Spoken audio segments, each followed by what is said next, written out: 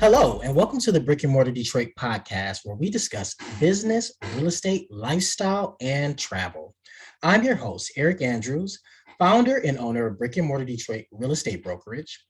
I started this podcast for boots on the ground insights from not just one, but as many industry professionals that I could find. Today's guest is Nikki Rini. Hey, Nikki, welcome, and thank you for coming on to the Brick Mortar Detroit podcast. Tell us a little bit about yourself.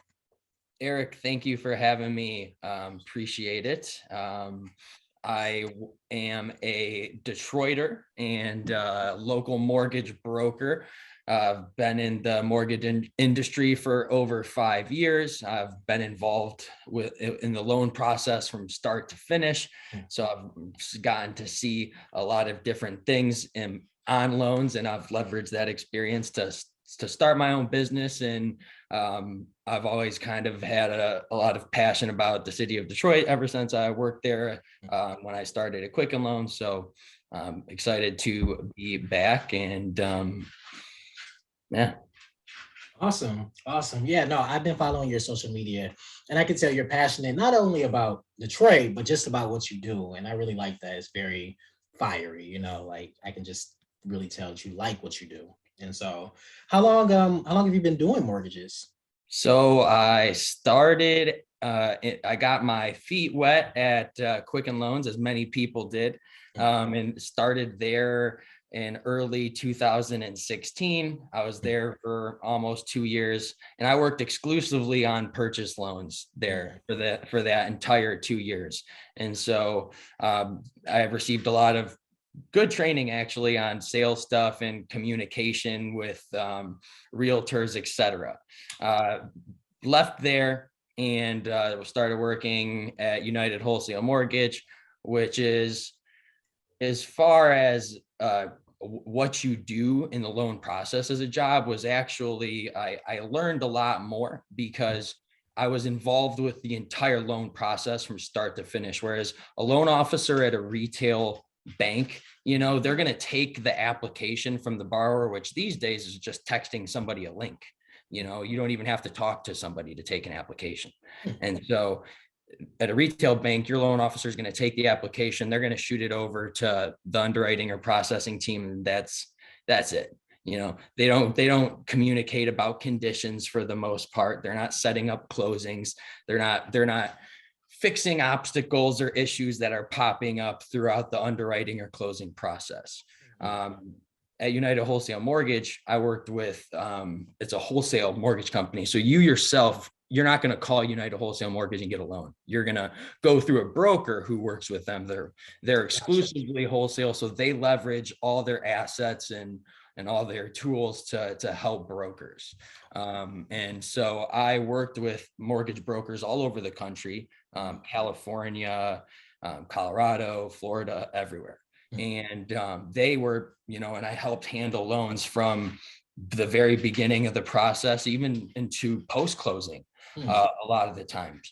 And I got to work with brokers who were set up as direct lenders, and I got to work with brokers who were set up just as a regular broker shop, and get to see kind of the benefits and the pros and cons of everything.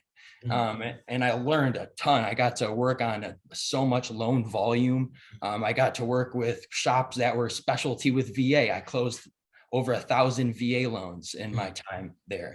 I closed, and still a lot of purchase loans, probably at least 750 purchase loans I closed in like a little over 4 years. Wow, that's quite a bit. And you get to, and I'm working at them from start to finish. So you get to run into all the obstacles and see how to fix things. And it was, and after doing that for long enough, I saw an opportunity to take what I had learned and help my community in an area that I care about. And I bought my own triplex down here first to test the waters. And Good.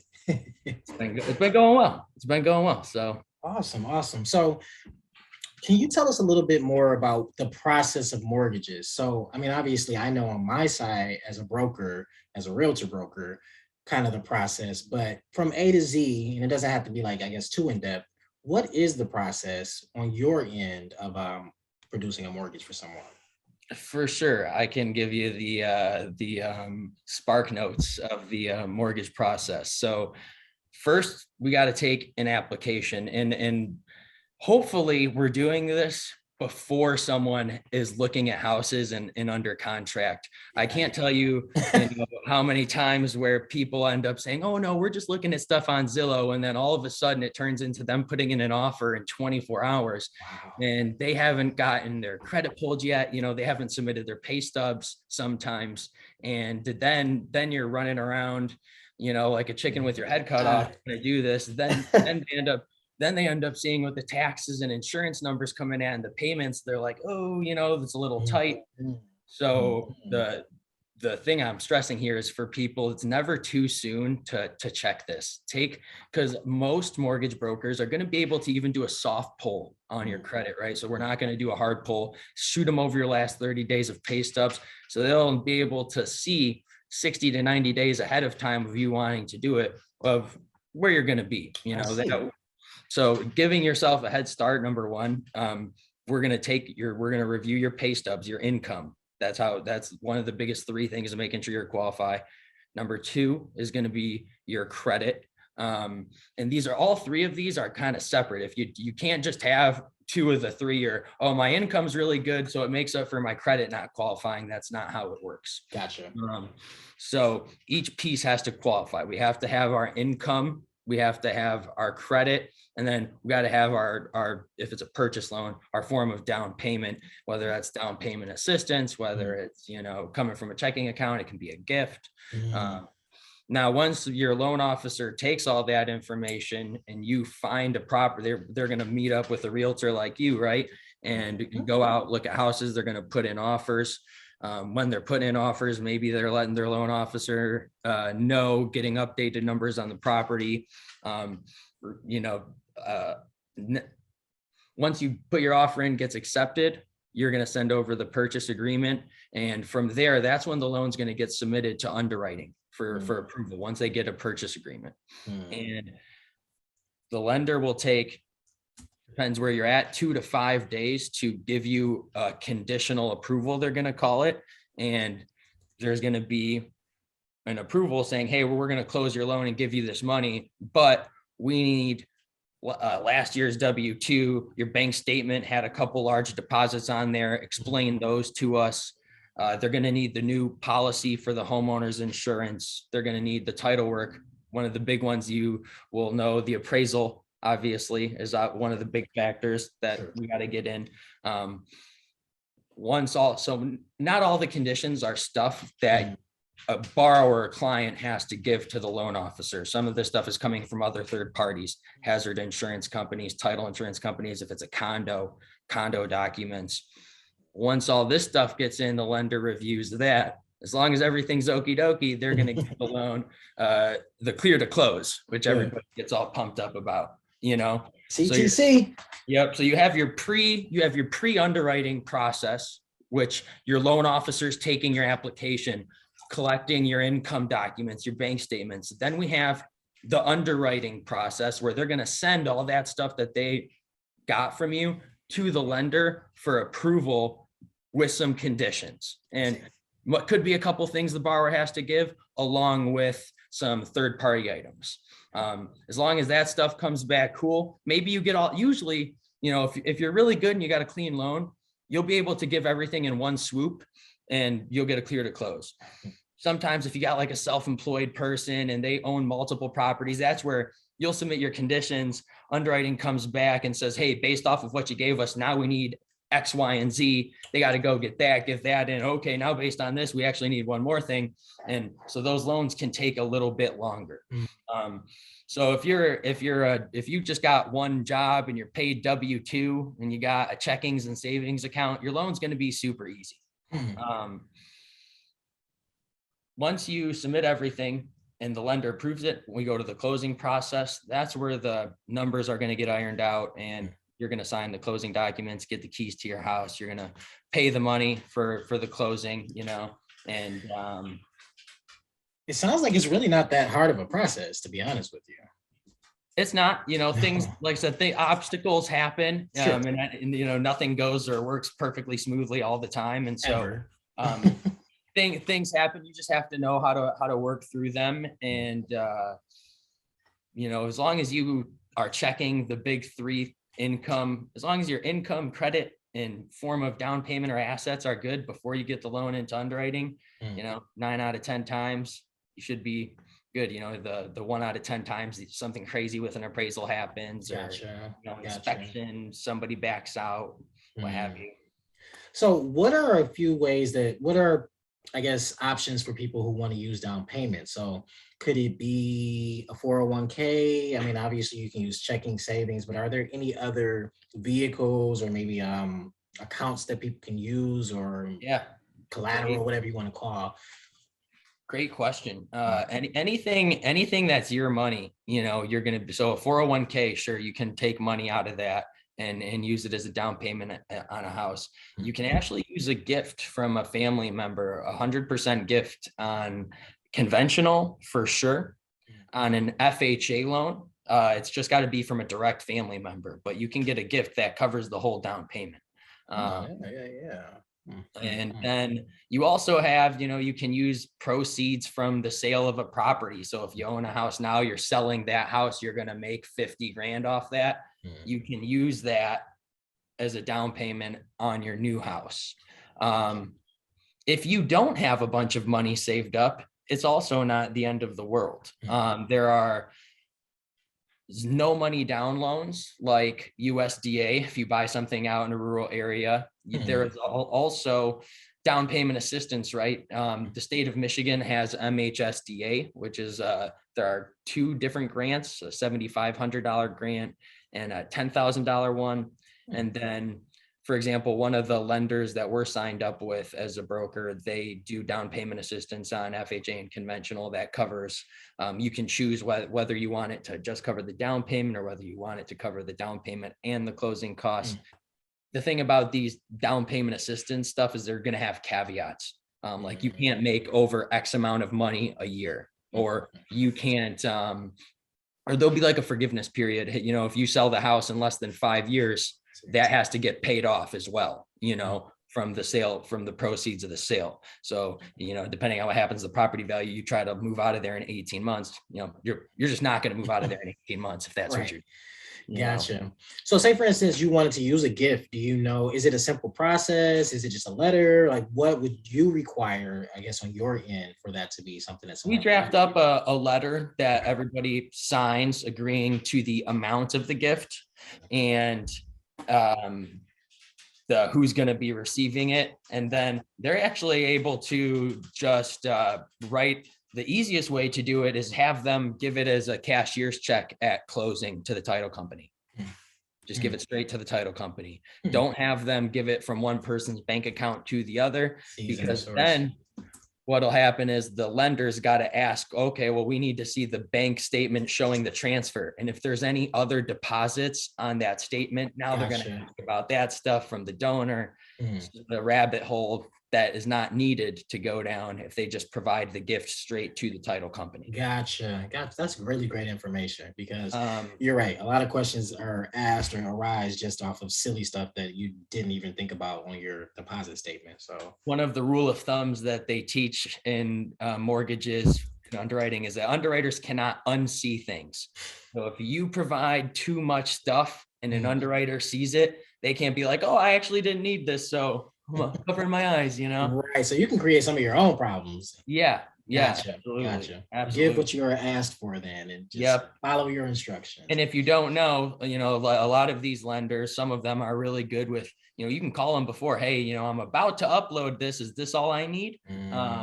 So it's just making sure that you're communicating, and that helps avoid a lot of obstacles that you're going to come across for sure. Gotcha. So I kind of have a two-part question, but I'm going to ask that next.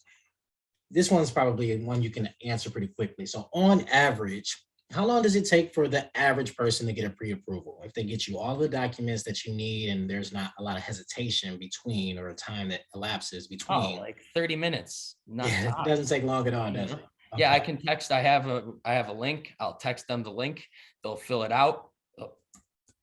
If you're serious about going and look, they want to go, if they're like, hey, Eric, we want to go look at a house with you right now. I'm pulling their credit, their hard pull. They're going to send me over their pay stub. Sometimes I can even verify income electronically. If they work at like a big company and they've been there for a year or two, we can pull it through Equifax. Got it. But we pull that. They send over pay stubs. Once it takes about 15 to 30 minutes. How we pre-approve someone is, and it's the same thing everybody's got to run. It's called the automated underwriting software. And so there's Fannie Mae and Freddie Mac, and they're the two kind of government sponsored companies that back mortgages. Right. And they set all the rules. They're the ones who say, hey, your income has to be this, we have to calculate your debts like this. And they securitize the mortgages after closing. And so we put together this loan, and then we have to run that application through this automated underwriting software, and it will think for a couple minutes, and then it will come back and say, hey, this guy's good to go, or it will deny them. And sometimes if you like barely meet if you're barely there with credit, and you're barely there with income, and you're barely there with down payment, sometimes it won't approve you, even though you're barely there for all three. Risky.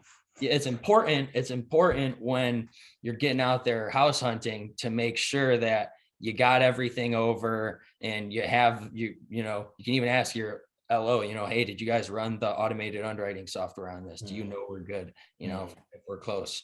And as an agent, if you're working with buyers, or if you got listings, you can ask them, hey, can you provide me with the Fannie Mae or Freddie Mac approval? Because that means that they ran that loan through the automated underwriting system based off of that what they calculate that borrower's income and bank accounts as, and that makes it a lot more solid. If that's approved, unless there's something wrong in there, you really shouldn't be running into any issues later on in the process. And what would you say is one of the most popular reasons for people getting denied? I would say credit. And it's not just credit score. It's not just credit score. It's credit history. Do you have credit history? Are you really high? If you have two credit cards and they're both $1,000 limit, and each of them is at $950, it might not approve you. And like I was saying, if you're like bare bones meeting each category, that's where it might not, if you're so minimum credit is going to be 640 that you need, so if you got a 640 something credit, and your debt to when I say you need enough income, they're going to take how much money you make, and then we're going to look at what your monthly payments are. And they don't count like a cable bill or a phone bill, but they're going to look at your car notes, stuff that pulls up on your credit card, your any credit cards that you're going to have. A big one is student loans. So student loans can be a reason that people don't qualify. My next question. They did just loosen up how they allow us to calculate what we have to hit you for in a monthly debt for your student loan. So it used to be 1% of whatever you owed a month. So let's say that you had $50,000 in student loans. 1% of that is $500. So that means that I had to mark it as you paid $500 a month for your student loans, which can be a big hit when you're trying to qualify for a house. That's bigger than a car payment, a credit card, pretty much anything else. Now they're allowing you to do 0.5%. So that's $250 a month. If you That's substantial. Yeah. So they are giving some more leeway with the student loans. Another thing you can do if you're really close with the student loans is you can get on an income-based repayment plan, they call them. And so they'll, based off of how much money you make, the lender will give you usually a much lower payment. Once you get on that plan, you can send over the agreement to your lender, and they're able to use the terms of the income-based repayment plan. Very good. Very good. That's really, really helpful. And I think a lot of people are having a student loan issue right now. So thank you so much for answering that question so thoroughly. So As far as COVID goes, what has been the biggest change that you've noticed in, your 5, 6 years of doing this? Um, from a mortgage perspective, you're saying? Yes. The everybody pretty much having to adapt to doing things in an electronic form, like we're doing this meeting over Zoom. Like I'm saying, when people are doing an application, they're texting over a link for you to do your mortgage application. Just the technology was going to change every industry pretty quickly here over the next 10 years and 20 years, but I think that this sped it up Quite a bit. double. Gotcha. And, it also, I would say that, and then how it affected the supply chain for everything. I'm sure that you've noticed it as well, with the competitiveness, even right now in February. It's crazy. I was at an open house in St. Clair Shores last week, and house was listed for $225, and that it was on a Wednesday from 4 to 6. There's probably like 70 people that came through. Wow. Yeah, I was at one on Saturday. Well, it was actually right after the open house, and people were still coming. My appointment was at like 4:30, 5 o'clock. People were still coming. Next day, highest and best. I mean, it's just constant. You better get in and be serious. You better be pre-approved. And actually, before I even skip to my next question, can you help explain the difference between a pre-qualification and a pre-approval? Oh yeah, I would love to answer that. Please help us all. So a pre-qualification is, have you ever got something in the mail from a credit card company saying you're pre-qualified for a $5,000 credit card or whatever? Yes. Pre-qualification means nothing, So Exactly. If you have a credit card, how on your monthly statement, it will show you like your credit score, or if you log into your like monthly account, it will show you like, hey, see what your credit score is. Yes. So they are monitoring your credit via, it's like a soft pull. Okay. So credit scores, I'll go on a whole rant about this. I hate the way that this is all set up, but we can't choose the way that this is set up, right? Sure. So we have to learn it and Right. and leverage what we know to take advantage of it the best you can. Absolutely. And there's all different kinds of credit score models, right? So when you're looking at your credit score to just look at it, they have a different model that they use to calculate your score versus when you go to get a credit card, versus when you go to get a car loan, versus when you go to get a house. They use like a little different algorithm to come up with a score for each different thing. Gotcha. And so they're telling you, hey, based off of this soft pull that is not truly your score, and they're not reviewing your pay stubs or bank statements, just based off of this estimate of your credit score, you're qualified for this, So a pre-qualification is usually an advertisement trying to get you to call somebody. A pre-approval is when you as a borrower have spoken to a loan officer, they have pulled your credit, you have provided your pay stubs, or if you're self-employed, your tax returns, and preferably you've already provided your bank statements. But sometimes, if that, it's a checkings and savings and they got 50 grand in there, that's simple. You can. That's pretty good. But for the most part, you want those items ahead of time. Once they've reviewed those items, and the big thing, like I was saying before, running that automated underwriting software is a big one for me. Because I've had heartbreaking times where I've been sitting there rerunning it, and then, I've had it where, so an example of what a bad thing that can happen from not running the automated underwriting software, let's say you're tight with your income and down payment, but you think you're kind of close. You end up not getting it approved at 5% down, but you're already offer accepted and you're past your inspection period. Yikes. And so now you're sitting there, this loan's not approved at the down payment that the borrower thought. And now let's say you got to do an extra 5% down to get the loan approved. And now they got to scramble and try to find a gift from somebody, or they're looking to take money out of a 401k that they don't want to, because they didn't take the time before and they rushed. Yeah. So many people, I think, for some reason, and I guess feel like this when I'm a buyer in a different industry, is that people think that they get like an advantage by like hiding something or Yeah, not showing their hand. you're right. But in the mortgage process, it is the complete opposite.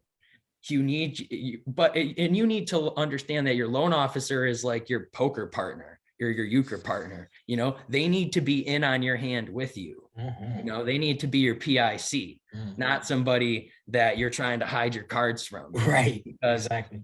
Because eventually that's going to be, the chickens will come to roost at some point of the process. Yeah. And it's a bad time for everybody. And it could be at the closing table, can it? You know, you're sitting there, you're thinking everything's good, but you did something, or I mean, you know, something changes hopefully, pray to, knock on wood. No, but things, don't quit your job, people, or don't change your job in the mortgage process, please. Because they do a verbal verification of employment at closing. They call your boss or the place that you said you worked when you started the loan, and they're going to confirm you're still there. So that's really the big way that loans get messed up at closing. But definitely want to make sure you got everything over before. Tell your loan officer the whole plan, and give yourself a couple months ahead of time, because your credit, when you get your credit pulled with your loan officer, it's good for 90 days, to get an offer accepted and get the loan into underwriting. So, 30, I would say, about a month before you want to think about going and looking at houses is the time to get everything over, run a budget, because the big thing I notice, and especially lately too, is that people will get pre-approved for a lot more than what their budget actually is.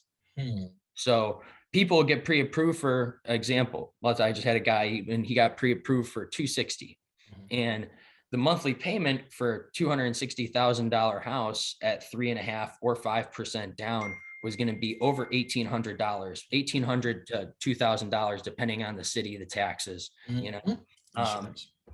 and he didn't want to spend more than $1,600 a month. And so I probably could have even got him approved up to 275, but we just ran it at 260 first. But that was actually $200 a month higher than what he wanted to pay. So even though he was pre-approved for 260, his real budget is about 225, 230. So that's another big thing that you got to think about, before you're putting in offers. It's not the price that you need to be concerned about. It's the monthly payment and how much money is coming out of your pocket at the day of closing. Yes, absolutely. And so since we talked about, leaving your job is a big one, but what about other ones like credit wise and other things that can really actually ruin the deal? Big no-nos. Don't open it or close any credit. So if you're in the mortgage process, don't close any credit cards unless your loan officer or mortgage advisor is telling you to. Another big one, that, and it's not something that is anybody's fault, but it's the appraisal, right? So appraisals come in low, or sometimes there could be, health and safety hazards with the property. A big thing I saw a lot last summer that I'm not a big fan of is those appraisal guarantees. Those don't give me the warm and fuzzies with like that people are doing the right thing for buyers.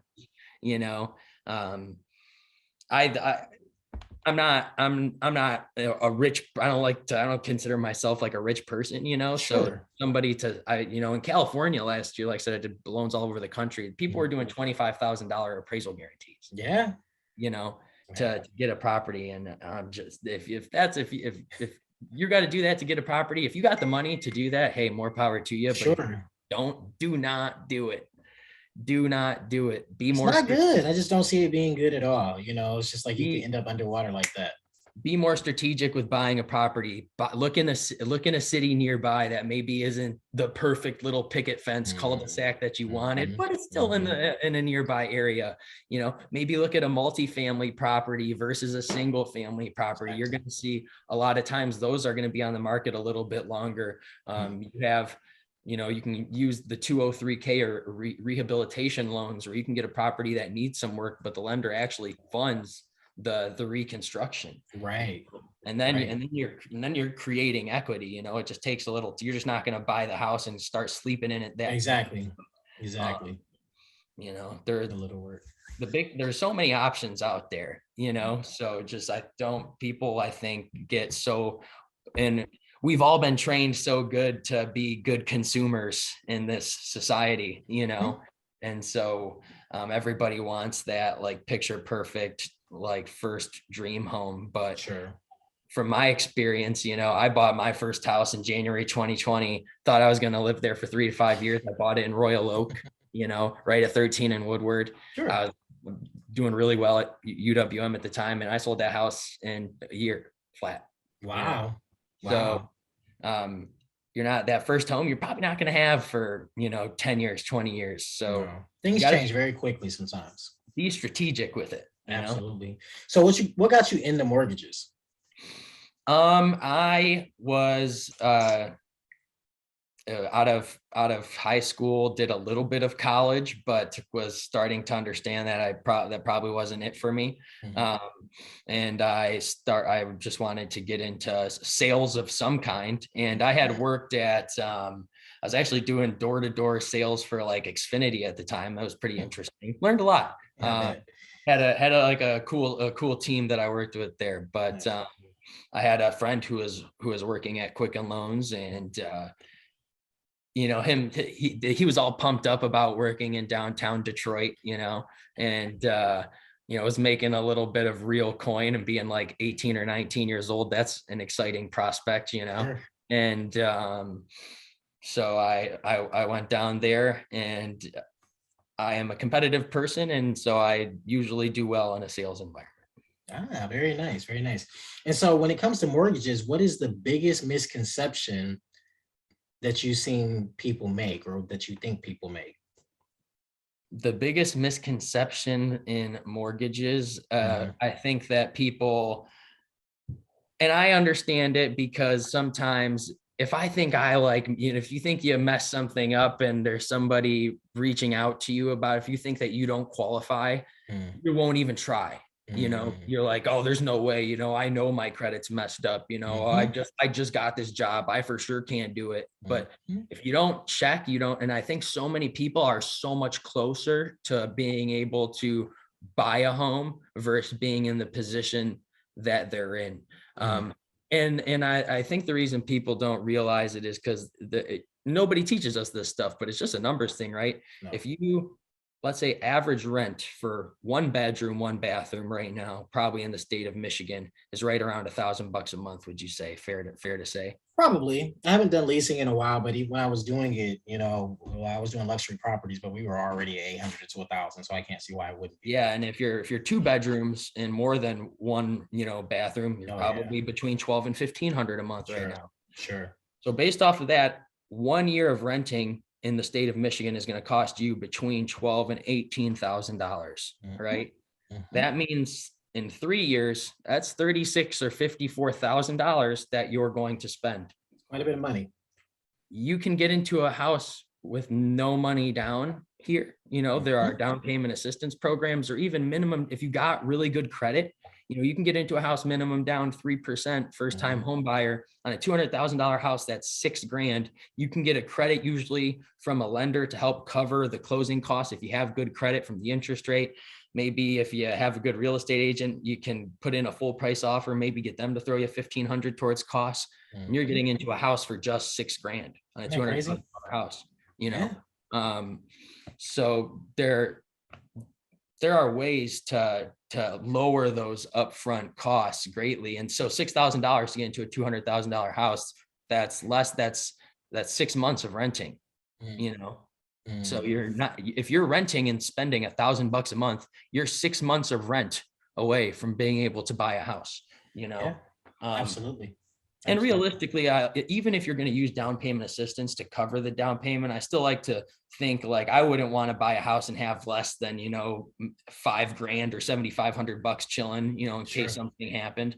But you don't got to have, $20,000, $30,000 saved up, and you don't got to make $100,000 a year. If you got a job or some source of income, if you're disabled, whatever it is, reach out to a mortgage person. It doesn't hurt to ask. Absolutely. And I would say I actually just had a lady on Saturday, and it's like, you don't know until you know, right? If it's about the hard pull on your credit, I can totally understand that. But if you don't really care too much, then just find out if you're, qualified, or figure out in the meantime what you need to be doing to be qualified in the future. That's just like something that you can do that'll Well, make your life a little easier.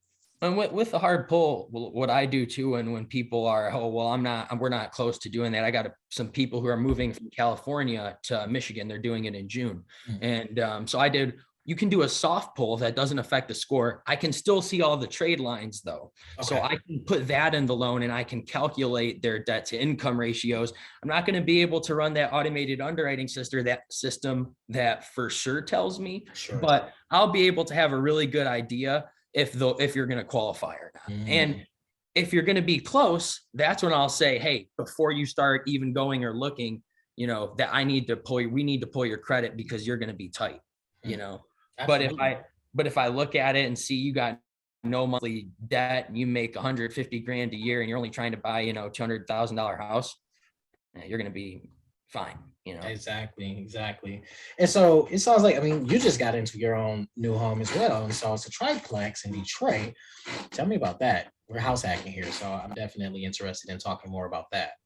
For sure. So like I was saying, I actually bought my first house, fast forward or rewind a year prior to that.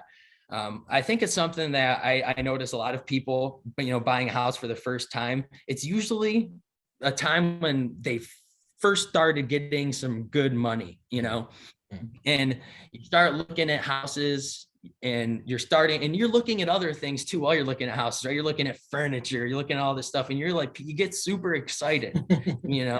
and you get it's an exciting time, and it's why I like doing it, because you get to like guide people through it. It's fun, but It is. you don't think about it as strategic. And like I said, we've been trained in this society to be consumers, Sure. and so I was looking at the home buying process through my consumer lens. I just first started making some real money, and I was working in Pontiac, so I just wanted something convenient. And I'm not a Bob the Builder type, so I was like, I can afford a rehab, a completely remodel. I'm good, So I got a brand new, everything completely redone, and I got a decent deal on it, but a year goes by, COVID happens, I was working in the corporate machine of America, I was working at the number 2 mortgage lender in the entire country. So it's one of the biggest mortgage companies in the country. Sure. And I learned a lot working with brokers there. And one of the coolest things I think that I learned was seeing the impact that these people had on their community.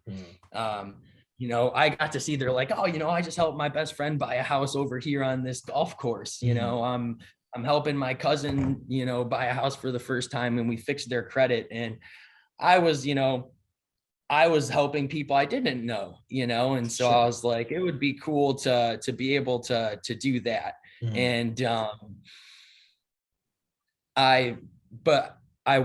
leave and become a broker, I was going to be leaving my cushy job, where at the time I was making some really good money. Sure. And so I started to think about, how can I cut my costs? I'm not going to be able to spend all the money a month that I was spending. And so the biggest cost you have is your housing expense, right? Absolutely. A big thing people will know about right now is my taxes got reassessed after I had bought my house. I just hit the 1 year, right? Me too. My payment went from 1430 to 16, like 20 something. My payment went up almost $200 a month. It's a lot. And so I'm like, I'm paying $1,600 a month to live by myself. So I was thinking of ways to lower that. I tried the roommate thing when I first bought my house. I just turned 30 years old. I'm over that, not doing. Totally feel you. Totally feel you. So that was not an option. I was thinking about, I had some good money saved. I thought about buying an investment property to rent out to some other friends. But you buy an investment property, you got to do 20% down minimum. And if you do 20% down, you're going to pay a lot for the rate. So you'd probably rather do 25% down. Sure. That means you're going to buy $100,000 house, you're going to spend 25 grand. So yes, you're limited with the kind of property you're going to be able to buy. And in the area you're going to be able to buy in. So I'm like, sure, maybe I have somebody now that I could rent it out to immediately, but after they don't want to rent there, am I going to be able to rent out in that area? Sure. Is rent going to be increasing in that area? You know, and to have to put such a big investment in. So I was going to buy $100,000 house, 25% down, 25 grand. Sure. Then there's a couple guys with the COVID. I'm sure you noticed a lot of people started looking at investing and kind of looking at different ways to make money. And so I joined a couple of these investment groups and real estate groups. And there's a lot of guys talking about house hacking. And it's a technique where to get into real estate investing, instead of buying, so if you're going to buy a property that you're not going to live in yourself, you got to do 20% down. But if you buy a property you're going to live in, even if it's a multi-unit, you can utilize an FHA loan to do 3.5% down on a 3 or 4 unit property. If you're a veteran, you can utilize your VA benefits to buy a house that you're going to live in, 0% down up to 4 units, your first house. That's crazy. You know, you're not going to see a lot of multifamily out in rural areas, but USDA as well. And there's another loan program called NACA that's no money down and like character-based lending. You got to go through quite a bit. Rates are a little higher, but you know, if you don't qualify for any of the other stuff, no money down, you can get a multi-unit property. It's better than renting. You know, you be the landlord instead of having one. Absolutely.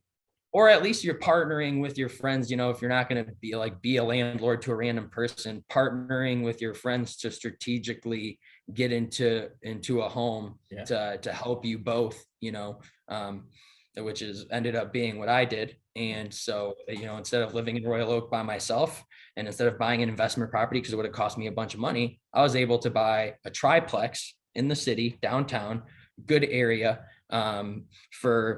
it was right around $400,000, but because I only had to do 3.5% down, I got that for less than $20,000. Sure. You know, versus buying $100,000 house for 25 grand. You know, now you have an asset that's worth $400,000 gaining equity versus an asset that's $100,000 gaining equity. Sure. So with my payment and what I was able to rent the other unit out for, I'm able to live for around half of what I was living for in Royal Oak. You know, I cut my living expense in half. And so with starting my own business and wanting to try to help my community more, I understood that there wasn't guaranteed income, and I tried to lower my housing expense by purchasing this triplex here. And it's something that if you look at the numbers over time, so if like I said, cut my living expense in half, save $800 a month, over 12 months, that's $9,600 that you're going to save. Yes, it is. In 3 years, you're going to save over $25,000 if you purchase a multifamily and your first home versus the single family. You can use that savings on a down payment for another property. Then that second one, you can buy that single family. Now you're renting out all the units in the multifamily. That's helping pay for the home you're living in. Or if you're really trying to get into real estate investing, you can rinse and repeat with the multifamilies 3 or 4 times. Absolutely. And you only have to live in the property for a year as your primary. So you live in each property for, you know, a year, 3 years, 5 years, however much time it takes you to save up for that next. Sure. No, I'm totally for that. I actually have a duplex here myself, and it's just, I don't know, it gets rid of expenses. It's works for me, and I just sometimes struggle with the idea of having a large house, paying X amount of dollars for it, and it doesn't really do anything except house me. And I could actually either make money or save money by getting a multifamily. I really don't need a lot of space, you know, and maintaining a lot of space can sometimes be difficult. So I definitely agree. House hacking is the next big thing, I think. No, especially with rates increasing, which is just a reality of the situation. And historically, rates are still super low, not the end of the world, but it is going to make houses a little more expensive. And then you're going to see home values continue to climb, I believe, over the next few years. Will it do it as rapidly? I hope not. Well, actually, as a homeowner, I do, but right, exactly. You know, for people buying homes, I hope they get a little reprieve. But with both of those things ticking up, a way to help combat that is, to just look at it slightly more strategically, maybe get a multifamily for that first two, don't stretch yourself out as much. And then on that second or third home, and like I was saying earlier, that first home, you're not going to live in it from forever anyways. No. So, why not, if you're, and especially the first home you're buying, probably going to be under 30, 35. So I had the tenants before I purchased the home. It was a really good friend of mine and his girlfriend, and we were like looking and I was having them help and send me houses on Zillow. I was like, let's find a place that we're all going to like, Absolutely. and it's a win for everybody. It is. So you're able to help your friends and family. You're putting yourself in a good position in the future. There's really no bad, especially if you're in a position where you don't have kids and you don't, like you're saying, you don't need a bunch of room. You don't need this giant house. You're able to leverage your capital in this when you're buying it as a primary as a residence versus the investment property, Oh yeah. Absolutely. Yeah, no, I like I said, I renovated both of the units, and it was just like you said, if you want to live with friends or anything like that, it just is I don't see why more people aren't doing it, because you can trust the people that you live with. You guys can do a garden in the back if you want, or have game night, or basically everybody's congregating in one area. And then say, for instance, another group of friends buys a duplex next door or whatever it may be. Next thing you know, you're building community. And so you guys can take control of the equity and take control of the block and everything all like kind of in one time, and just kind of enjoy your surroundings and live a life where things are affordable, because things are actually kind of seeming like they're not going to be so affordable for so long. But you actually kind of touched on the subject that I was going to bring up anyway. I'm hearing that rates are supposed to go up about 7 times this year. What do you think about that? Is that correct, or do you have any thoughts on that? So the rates are going up. They have to, during COVID, they had rates at 0. Yeah. You can't, impossible to keep it at that. And that's why in the most recent consumer price index, inflation was at 7.5%, because they were giving away free money for a year and a half. They're pumping free money into everybody's pockets. They were pumping free money into the stock market, and they had the borrowing rates at 0. It had to change. Sure. And so it's okay. It has to happen, but it is going to make, so example, on a $200,000 loan amount, if the rate is going up 0.25%, it affects the payment by about $35 a month. Gotcha. So even if rates go up a whole percent over the next year and they raise rates 4 or 5 times, that means that $200,000 loan amount is now $135 more a month. Sure. So is it the end of the world? No, but for people who are like super tight and they were out looking at houses right now, what you were approved for 30 days ago versus now is different. Gotcha. It can affect. So to explain that a little deeper, the reason why is because let's say that 30 days ago or 40 days ago, you got pre-approved. When they pre-approve you, your loan officer or lender, they select a loan product and an interest rate and a payment and a cost for that interest rate. So let's say they selected a 3.5%. And at the time, that 3.5% actually didn't cost you anything. That was hard. So now, 45 days later, that 3.5% would cost $2,800, let's say. So if you don't have $2,800 extra dollars, they have to go and raise your rate. So now they go in there and they have to go from a 3.5 to a 3.99 because you don't want to pay the points for the interest rate. That's what they call points. I see. And so now you go at that higher rate. If you were tight with your income ratios at the higher rate, higher monthly payment, you don't qualify, or now they got to go lower on the payment, lower on the approval amount because the payment ticked up. So it can just change things a little bit. And that's why if you're going to buy this year, sooner the better, Yes. There's going to be there's going to be ebbs and flows of the market where you'll get short terms where I think, you'll see it get a little bit better. But I think that overall, long term, you're just going to see it slightly go up and up. And so, and at the end of the day, as someone buying a house, especially if it's your first house, instead of worrying about what the rate's going to be, worry about your payment and what's going to come out of your pocket at the end of the day. Sure. As long as you keep those figures comfortable, you're going to be okay. Absolutely. And what the rate is not that important, Yeah.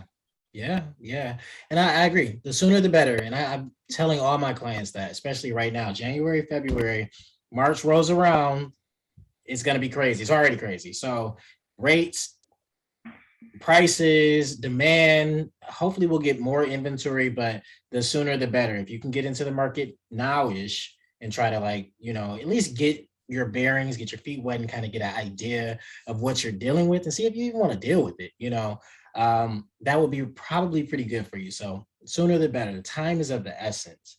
And so far as, go ahead, please. I'll just sneak it in there that, if you're going to do it now, versus if you had to do it, if you're going to rush yourself later in the year, maybe now you can buy a house that you got to paint a couple rooms and fix a couple things because you have time. Sure. And then you can get a better deal. You don't got to buy a house that's going to have multiple offers and asking for appraisal guarantees or waiving inspections, Absolutely. Be a little more open-minded and strategic when thinking about the property you're going to buy this year, and you'll be all right. It is. You can't just always have exactly what you want. I mean, you can sometimes, but doing a little work will give you more options, and being flexible, like you said, if paint or just little basic things that maybe it's not pristine, but it can be, if you have to do a little work. You can create the things that you want. You can create the things. It's not hard. It's not hard at all. And so, okay, so how would you recommend beginners get started for house hacking? Any thoughts or advice or guidance? Beginner house hacking, yeah. Follow me on Instagram, Mortgage Science Detroit. So you'll notice I post videos all the time where I'm constantly looking at multifamily listings in Detroit, in the Metro Detroit area, and running the numbers on them. I'll teach you how to do that, for nothing. But you just go, there's a tool called Rent-O-Meter. You can go look up the average rent from 1 mile radius within this address. You look and see what the average rent is for however many bedrooms and bathrooms each unit of the property is. You then are going to look and see what the down payment would be, and seeing if you have that, or you can use down payment assistance even on these multi-units, but you still got to have some money saved up to get into a property. So talking the biggest advice I have is follow someone like myself on social media who's posting content about this stuff, and you can look it up too. Go look up house hacking on Google, on Instagram. There's a good account. I'll give this. I learned a ton from this guy, Mark. His Instagram is @liveandrentfree. He's a realtor in Los Angeles, and constantly talks about house hacking. He owns multiple multi-units out there. And I'll get a good tale about one of his multi-units. He bought a multi-unit in Inglewood, California 5 years ago. He bought it for like 400 and some thousand, which sounds like a lot, but in LA it's not. So it needed a little work, needed a little love. Well, he did it for a year, and then guess what they built? They built SoFi Stadium, where they just had the Super Bowl. And so he owns a multi-unit right by SoFi Stadium. It's awesome. Like doubled in value, and it's better than, it's a safer investment than stocks or anything like that, especially right now. Absolutely. So would you say you're specializing in multifamilies as well? Is that something we could say? I guess I don't want to say I specialize in that. I specialize in all types of home financing and commercial stuff. However, I'm passionate about pushing people towards, you hear so many people talking about, I want to be able to work for myself. I want to have more freedom. If you want to have more freedom, house hacking is the best way to do it, because you will be less reliable on having to sell your time for money. If you have to constantly sell 40 hours a week of your time, you're going to be doing that until you're 65 or 70, and if you're betting on Social Security being around, etc. Versus like I was saying, if you're saving $500 to $700 a month by house hacking, you're saving $6,000 to $10,000 a year. Multiply that times 30 years. How many people have an extra $300,000? Not very many. Substantial. And so by sacrificing a little time and thinking about home ownership, I think of house hacking as it's thinking of home ownership as an asset versus as a place to live. And a lot of people, it's just because, and it's how we've been trained, Sure. but everyone's been trained, most of us at least, buy the picket fence house in the cul-de-sac with the nice stuff, get the new iPhone with the new shoes. And if you want to have more freedom, we got to break free of those things. And Absolutely. This is one of the big ways. Absolutely. I totally agree. I think that you've really highlighted some great information. And I would just say, for anyone who's not ready, just start spending your time educating yourself. Google is your friend. YouTube is your friend. Follow Nikki, follow me, follow Mark, as you say his name was? Yeah. Living rent free. Exactly. There's a page called like House Hacking Success on Instagram. Yes. But like you said, Google is your friend. Reach out and shoot people. How I met Mark, and I'm just asking people questions and comments and direct messages. Yeah. You got to shoot your shot. Nobody's gonna come over to you and say, "Hey, do you want to learn how to invest in real estate, or do you want to learn house hacking?" Right. Exactly. But if you ask, you'll be surprised. I feel like how people are willing to try and help. Absolutely. Yeah, people are passionate about helping, at least the people that are providing this type of information. I'm passionate about bringing people to Detroit and bringing population here, rebuilding our communities and things of that nature. So, like you said, shoot your shot. So, all right, here we go. Do you have a crazy Detroit story? Do I have, there's a lot of crazy Detroit stories. I guess I'll go with for my favorite crazy Detroit crazy story is that if you've never been here in Michigan, famous weekend is obviously Movement Music Festival. Yeah, for sure. It's at Hart Plaza in Detroit. And there's a guy who is local. He's from local here. His name is Grant. His DJ name is Grizz. And he headlined Movement, and it was pouring rain, and like everybody was gonna leave, and this guy went on stage, and I've never seen a crowd that excited. It was just such a crazy experience and fun time. People were just partying. It was pouring rain and this guy played for like an hour and a half, and it was night, and it was just a really cool experience. Detroit has a very special community. It does. Once you start exploring here and you live here, it's I moved back out to Royal Oak because I lived down here when I worked at Quicken, and then I bought a house in Royal Oak. And when I lived back out there, I just didn't feel right. I didn't feel like I was at home. No, and I agree. There's just there's so much like cool stuff down here. Like last weekend, me and my buddies went over to, there's a place called the Spotlight that has some good live music and stuff right in the city. So just a lot of really unique stuff down here. Eastern Market, you got Fat Tuesday coming up. Better believe I'll be in Hamtramck because I live right across the street from there. So skis. Yep. Absolutely. All right. Well, thank you. So we got a quick word from our sponsors. Is work or real estate getting you down? Are you feeling burned out or depressed? Well, there's a solution you can use right from the comfort and privacy of your own home computer. Center for Establishing Recovery is Metro Detroit's leading provider for e-therapy. If you're in need of a listening ear, contact Center for Establishing Recovery at establishingrecovery.com. Again, that website, establishingrecovery.com.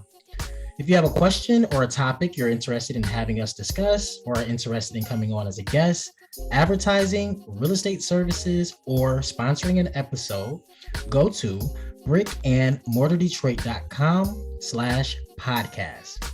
Nikki, is there anything you'd like to share? Any links, anything you want to promote before we end? This is your time, buddy. Appreciate it. Yeah, go ahead and follow me on Instagram, which is MTG Science Detroit. And on Facebook, you can follow our company, Mortgage Science, posting lots of content about house hacking, etc. If you're thinking about getting pre-approved, you can reach out to me directly. I'll send you my link, Eric, so you can post it. And house hacking wise, I just looked at a house the other week. It's a 2548 Helen Street. It's listed by this guy, Adam Soroka. It's a duplex, and there are some motivated sellers. It's a beautiful property. If you guys are motivated by anything we were just talking about, check that out. Go, turn on the multifamily alerts on Redfin and the home search websites, and good luck. If you have questions, please don't hesitate to reach out. I'm happy to help. And Eric, thanks so much for having me. Greatly appreciated.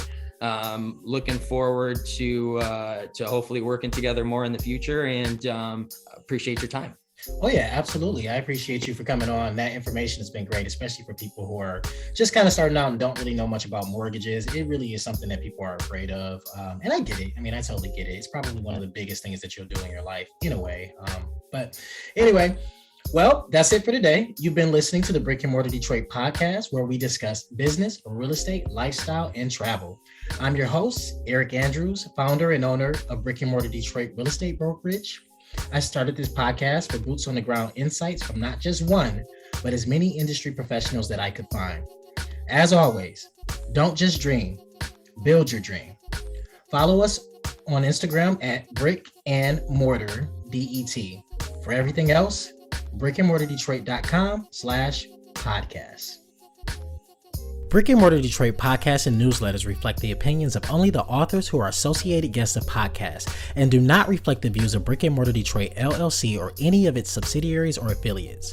They are for informational purposes only and are not a recommendation of an investment strategy or to buy or sell any home, security, or asset in any market. They are also not research reports and are not intended to serve as the basis for any investment decision. Any third-party information provided therein does not reflect the views of Brick and Mortar Detroit LLC or any of their subsidiaries or affiliates. All investments involve risk, including the loss of money, principal, and past market performance does not guarantee future results. We always recommend you enlist a professional entity for any investment decision you may be considering.